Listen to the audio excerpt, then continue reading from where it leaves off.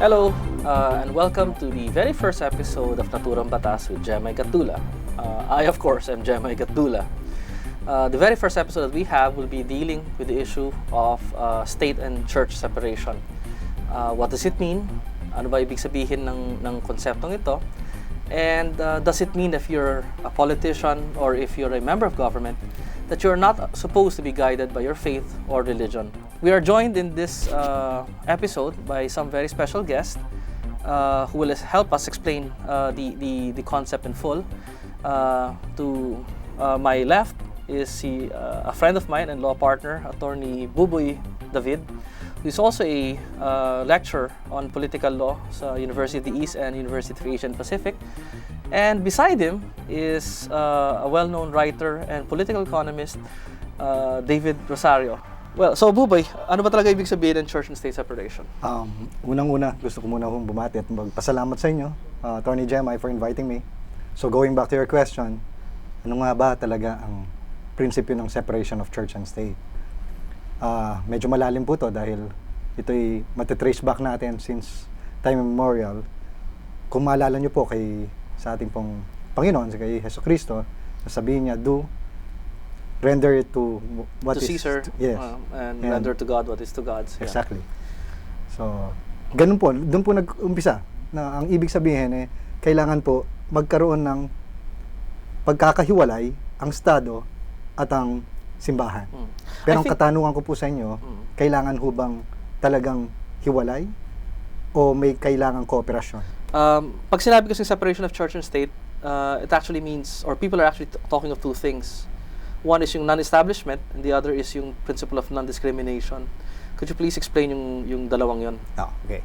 Ang non-establishment clause, ang ibig sabihin lang po dito, ang gobyerno hindi siya pwedeng mag-establish ng sariling reliyon. So, kailangan po kumbaga walang state religion. No state religion, at hindi po siya pwedeng magbigay ng usually yung pag sinabing hindi pwedeng mag-state ng religion, it comes in several forms, I think. Yung hindi siya pwede magbigay ng preferential sa taxes, or pwede niyang sabihin na pag may forum or may government function, ito yung parang gagawin nilang religion na gagamitin for that particular function. Or in any other manner, like for example, I think sa eskwela, magkakaroon ng religion do sa particular classroom na yon or the such. The other one is yung non-discrimination.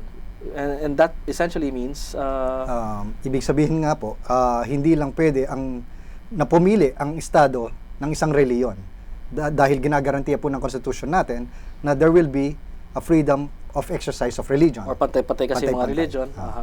There have been several cases na that we've had sa Supreme Court on this one.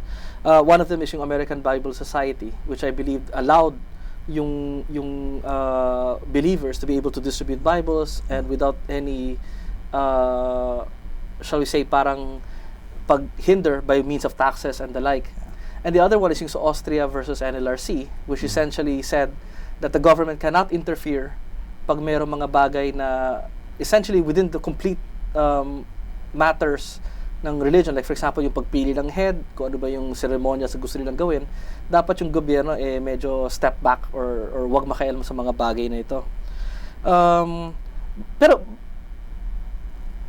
pag sinabi ba na may separation of church and state, does it mean na yung tao, yung Pilipino, ay hindi niya pwedeng i-profess yung faith niya? Lalo-lalo na kung siya, for example, nakikipag-usap sa mga forum na katulad ng ganito, or for example, kahit sa classroom na pag may nagdedebate. Yun nga po, Atty. Jemy, our Constitution guarantees na there will be a freedom of exercise of religion. Kasama po dyan, yung sinabi nyo kaninang kaso, yung pagbibigay ng ekspresyon ng iyong paniniwala sa Diyos. Yung pag sinabi ng pag-proselytize. Yes. Okay. Na pwedeng i-express nila yung kanilang faith. Ngayon, if I can elaborate on that, kasi dun sa kasong yon, ang gobyerno po natin ay binibigyan niya ng pinapatungan niya ng karapatang tax ang pag-exercise ng ganong freedom.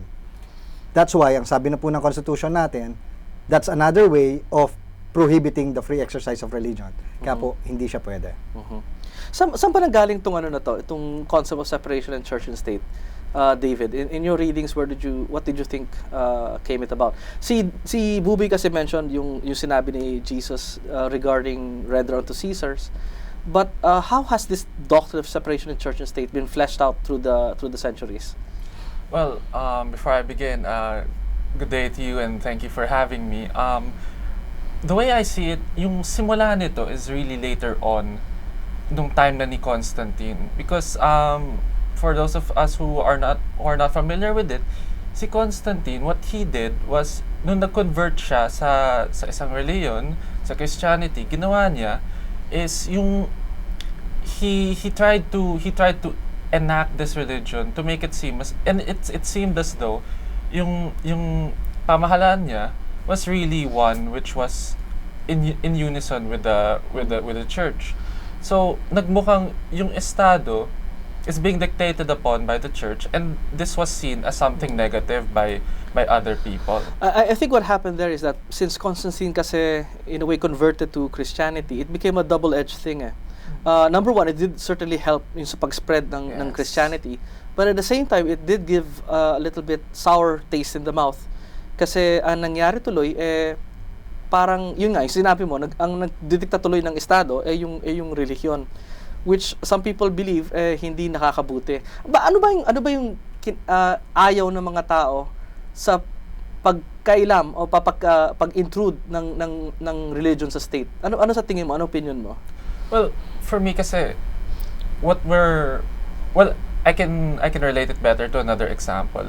We have also the example for example sa England, nung time ni Henry VIII, na gumawa siya ng sarili niyang relihiyon, and in-incorporate niya to sa gobyerno, sa pamahalaan niya. And we can see that yung relihiyon niya, it was used as a means na parang i-control din yung mga tao. Kumbaga, pinolitikan niya ang relihiyon. So, pero again, just to ano masama doon?